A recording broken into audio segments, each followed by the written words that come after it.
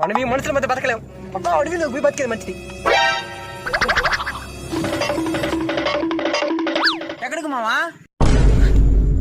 చూసేయలేరు వీళ్ళు మనల్ని బతకలేరు. ఎక్కడికి రా? మొత్తం చదువుకొని వెళ్తున్నావా? ఈ మనుషుల మధ్య నేను బతకలేను. ఏమావా?